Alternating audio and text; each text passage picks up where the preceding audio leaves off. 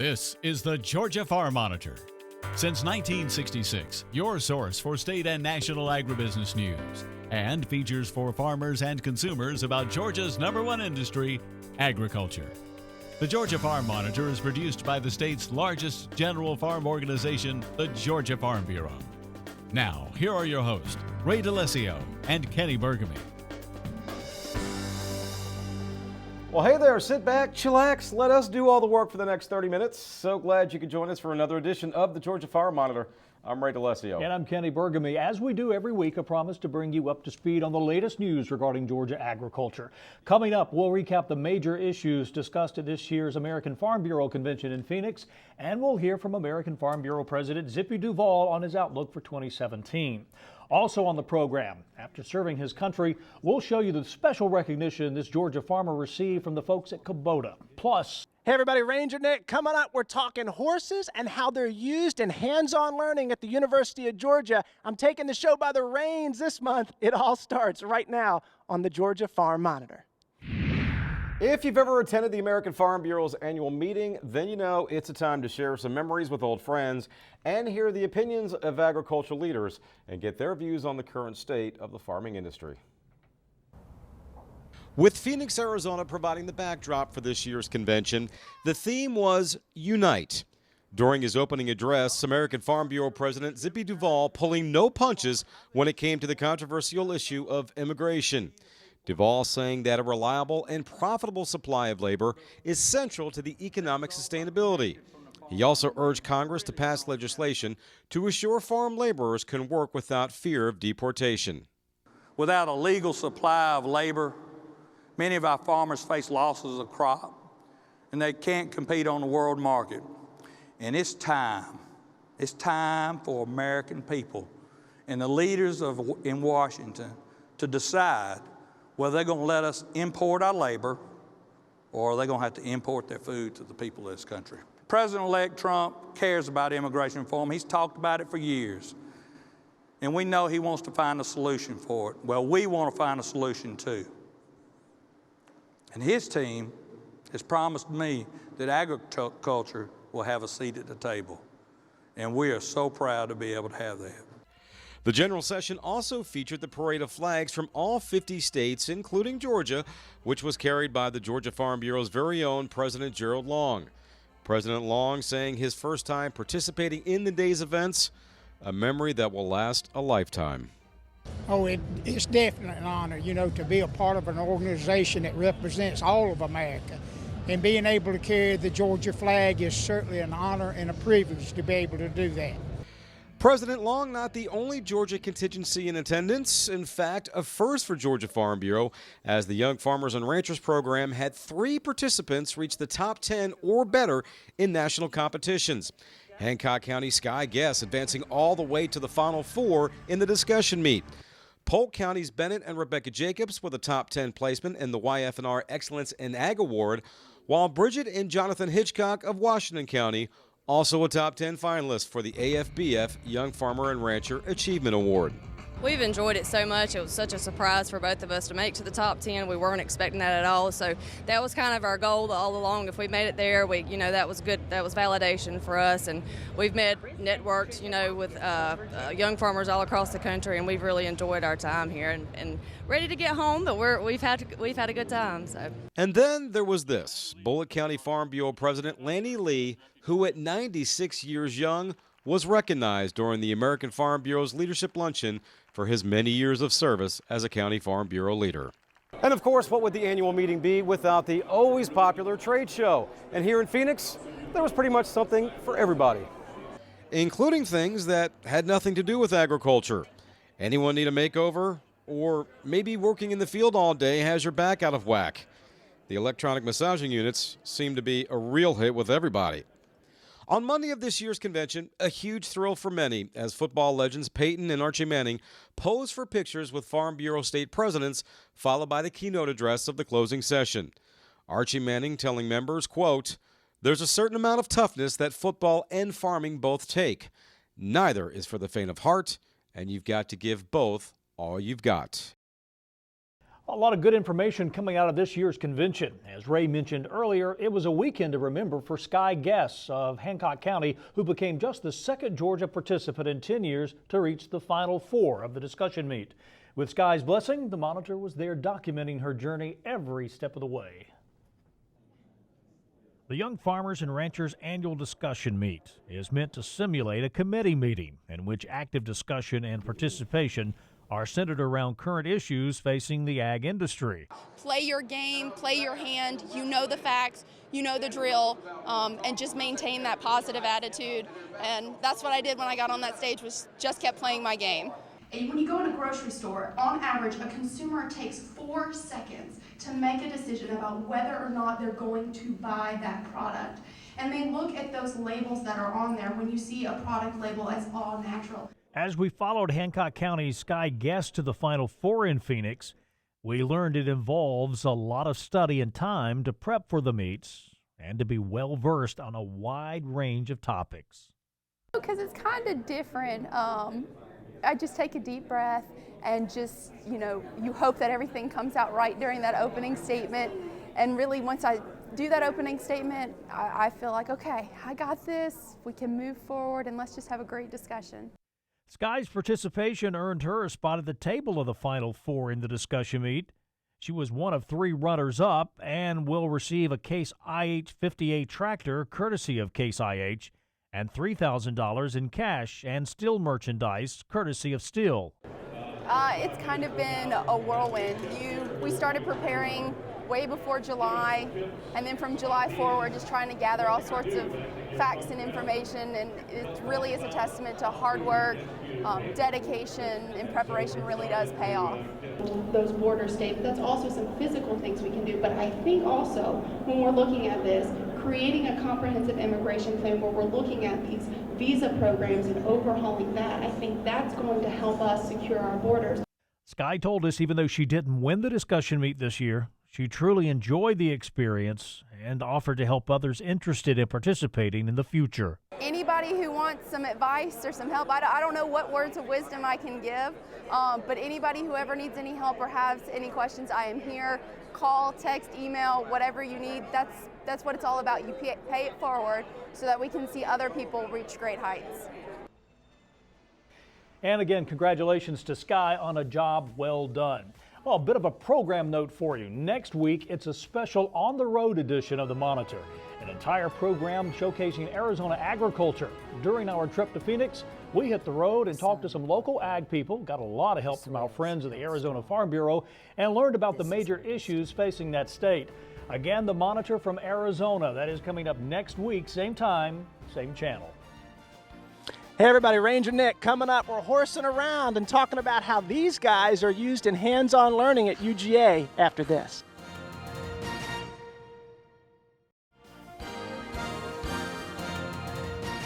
Across the volunteer state, agritourism operations have sprung up everywhere over the past few decades, roughly a $54 million annual economic impact. Places like Lucky Lad Farm includes animals and attractions where anyone can escape and be a kid again. But for corn mazes and pick-your-own operations to be successful, they need customers. So in modern times, how do you reach them? Social media allows more in-the-moment kind of interaction. What's going on right now? What's going on today? What causes do we support? What's going on at the farm? Megan LaFew with UT Center for Profitable Agriculture led a series of workshops statewide for agritourism operators on improving their social media reach. It's a given a business needs a web presence, but here agritourism owners learn to up their game, to use just about every means of social media possible for effective marketing. So we'll be talking about advanced Facebook management. We'll get into what are some trends in social media that we need to be working on. We'll do some content brainstorming. We'll talk about Twitter and Instagram and Pinterest a little bit. CPA also held recent seminars on e-commerce, how to sell your products online. That also included producing video content for the web. It was part of an overall program called Growing Digital. Millennial Lainey Elrod is social media savvy, but even she came to the seminar to learn. She's the marketing director for a Middle Tennessee winery. Lainey says social media is a great way for the business to engage customers, not just hit them with information, but really seek their opinions and ask what they're thinking. I try to ask kind of different questions to get everyone involved, and I guess just kind of getting our winery out there. You can create events on Facebook and people can say, yes, I'm coming, oh, I've been there before. So it works out really well for us because we also get feedback from different events that we've already done that we're doing again. In traditional farming, you grow a crop, harvest, and then take it to the market to sell. But with agritourism, the customers have to come to you. And with 3/4 of Americans now having a social networking profile, technology has become both a new way of life and a business opportunity. This is Charles Denny reporting. Well, a new year means adventures for the Monitor's Ranger Nick. That's right. Now that he's entered the world of fatherhood, Nick is even more intent on seeking out stories that can make a difference in a young person's life. This month, he even sacrificed his own safety in order to learn about equine science. Well, one of the greatest parts of my job is getting to teach students. And at the University of Georgia, we have started a new Experiential Learning initiative, a hands-on learning initiative where we're promoting undergraduate students doing service learning and hands-on kinds of projects. Well, in the College of Agricultural and Environmental Sciences, where I'm based out of, we do that kind of stuff all the time. And I want to introduce you to Dr. Carrie Turner today. Dr. Turner is an associate professor in the College of Ag and does a lot of wonderful things involving horses and hands-on learning. So, Dr. Turner, tell us a little bit about some of the fun horsey-related things you do with students to promote hands-on learning.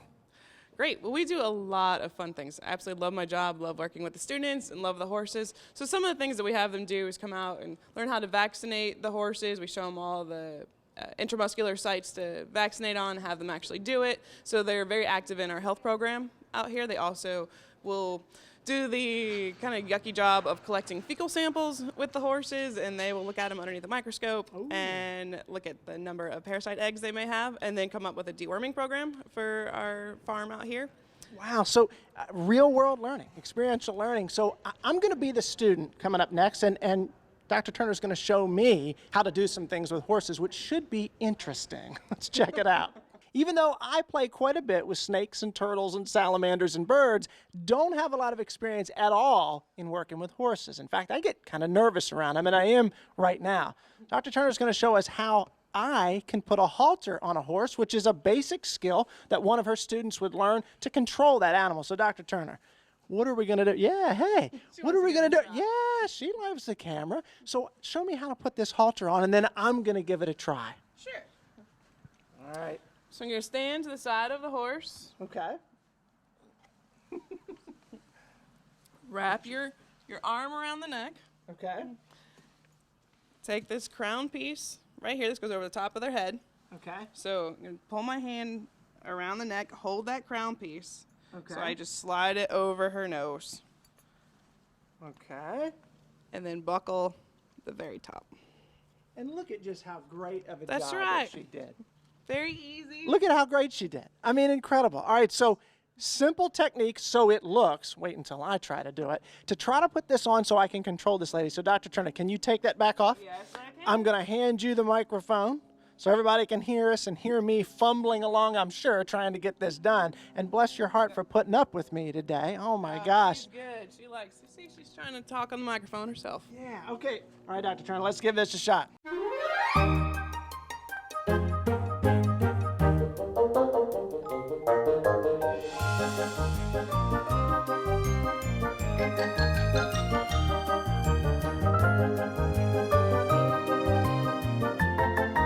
And you have put up with me, and then I have to put this strap through here and get you all ready to go. And of course it fell off, but we get the idea. The learning that goes on with this lady and through Dr. Turner's class, that's incredible. Thanks, Dr. Turner. I learned a lot here. Not a problem. Yeah, girlie. So from the benefits that big kids like me get from hanging around a horse and doing something as simple as putting a halter on it, to let's say you've got a son, a daughter, a grandson, or a granddaughter at home that might be interested in interacting with horses through 4-H. Dr. Turner, what kinds of things would that kind of a student expect to get through 4-H? Well, one of the things that they can do is work with a horse throughout the year and get it conditioned, get it fit so that it can actually perform appropriately, get it so it's used to certain maneuvers, get it groomed up and take care of it in terms of health and nutrition. And then they take it to our state 4-H horse show in Perry in the middle of June, where they exhibit that horse. And it teaches them great life skills, leadership, record keeping, critical thinking skills, as well as the typical how to manage a horse. If they don't have a horse, though, there's also several opportunities for them to be involved. They can get involved with horse quiz bowl, hippology, or horse judging contests, where they learn how to evaluate animals. They learn teamwork because they have to work in teams for most of these activities, and they don't have to have a horse to participate in it, which is really nice because not everyone has a horse. It's incredible to think about the benefits that animals like horses can play in something like this. Dr. Turner, thanks so much for spending time with me today and your patience with a student like me doing the things we did. It was wonderful. Absolutely. And y'all at home, you know what to do. Hop on Facebook, check out the Georgia Farm Monitor Facebook page, slide over to my Ranger Nick Facebook page, check us out there. And for the Monitor, I'm Ranger Nick reminding you that enthusiasm is contagious, so pass it on. Y'all, thanks so much for watching. We'll see you right back here next month. See ya. Nick, thank you so much. When we come back, a story you do not want to miss. How Kubota made this veteran's transition to farm life a whole lot easier.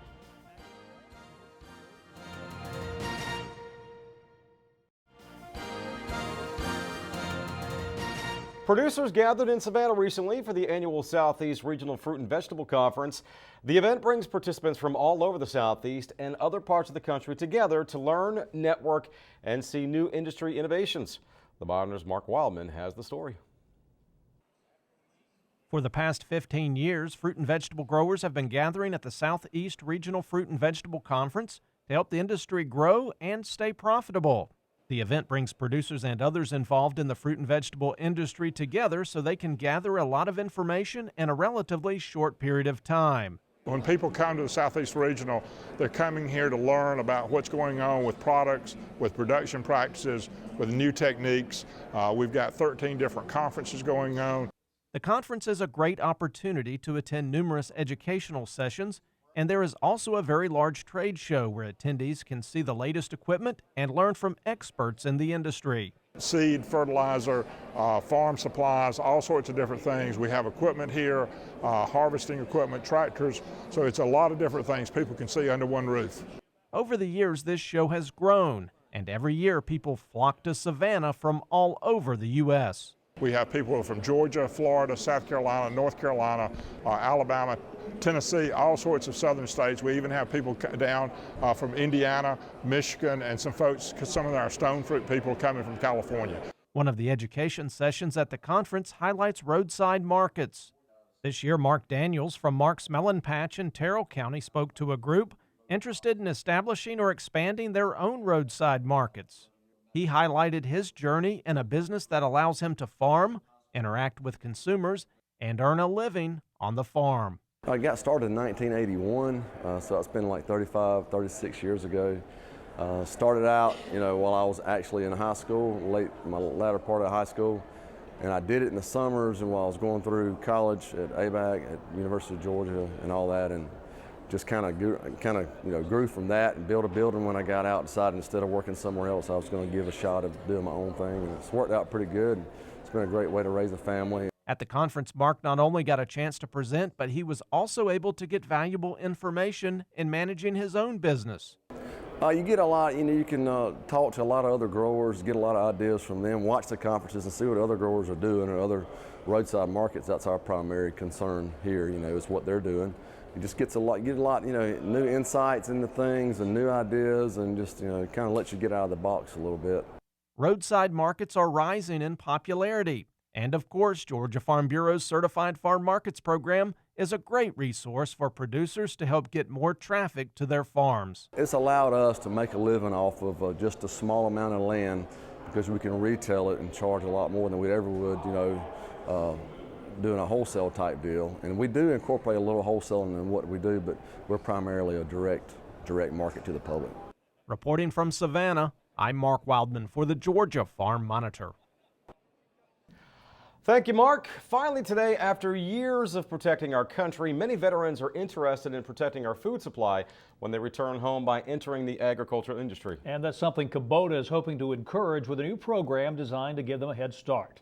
Damon Jones has the story.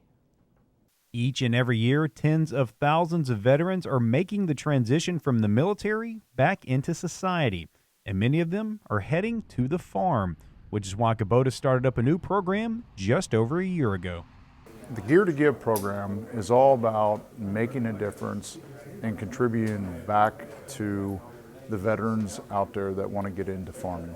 And we searched and searched, and back in 2015, we found this young organization, fairly new organization, FVC is what we call it, and it fit what we wanted to do. The Veterans Farmer Coalition is made up of more than 8,000 members and is growing every day. And its purpose is really quite simple. The mission of the Farmer Veteran Coalition is mobilizing veterans to feed America. And basically we're here to help veterans entering agriculture for the first time or returning to their family farms after service. And Kubota is looking to make their transition easier by giving away a new L-Series compact tractor to a deserving veteran every quarter as part of their Gear to Give program. They sacrificed their lives for our freedom, and they want to come back and get into society and get back into farming. So it's a fit for our Kubota equipment. The majority of them are starting out with smaller farms. They need smaller tractors, and our Kubota tractors fit perfectly. Well, this is a tremendous program because we're trying to help the veterans launch their farming careers after taking so many years off in service of their country. They need a little head start, and the greatest thing we could do is give somebody a tractor. And this quarter's winner was Chad Tackett, a 22-year Army vet who raises Texas Longhorn cattle in Lincolnton. Besides getting his farm in proper condition to raise more animals, Tackett also hopes to grow and sell vegetables locally. And this new tractor will be a huge help. You know, just picking things up and moving things around or spreading seed or plowing a section or moving some dirt. I mean, you know, what you would do by hand with a bucket and an ATV or a shovel, you know, now I can scoop it up and I can move it, I can dig, I can do different things. You know, it really empowers you to do a lot more than you could by hand. Tackett also offers up his farm to local veterans as a therapeutic environment and even allows them to start their own farming projects. It's a good introduction to those looking to get into the industry. A lot of the veterans we work with have been around agriculture, but they're not really heirs to family land or a family direct heritage of farming. They know what it looks like and feels like. They did the chores in the summer for their neighbors. But he's starting on his own. He's got land and no equipment. And one of the major reasons Tackett decided on this profession was the amount of time it afforded him to spend with his family, a major priority after so much time away from home. My kids come out, they come out and help me. We get to spend great time together. You know, after being away from home so much, now I go out to the farm, they run out to the truck. They're racing out there to go with me. And they're learning about the land, they're learning about animals. They can probably tell you more about cuts of beef than you know, a butcher just about anymore these days. As for what he would say to encourage more veterans to head down this path when returning home, this is the future of America. America needs to have good food to eat. And what better person to provide that security for America than someone who truly understands what security is and what defending freedom is? Well, now we're defending the food supply, and we're actually putting it to good use. Reporting from Washington, I'm Damon Jones for the Georgia Farm Monitor. That's going to do it for this week's edition of the Georgia Farm Monitor. Here's a reminder for all the latest ag info regarding food, great recipes, and what's happening down on the farm. Be sure and check out our Twitter, Facebook, and Pinterest pages. You'll stay informed and see what's up in the world of farming and the Farm Monitor Show. Take care, everybody. We will see you next week right here on the Georgia Farm Monitor. Have a great week.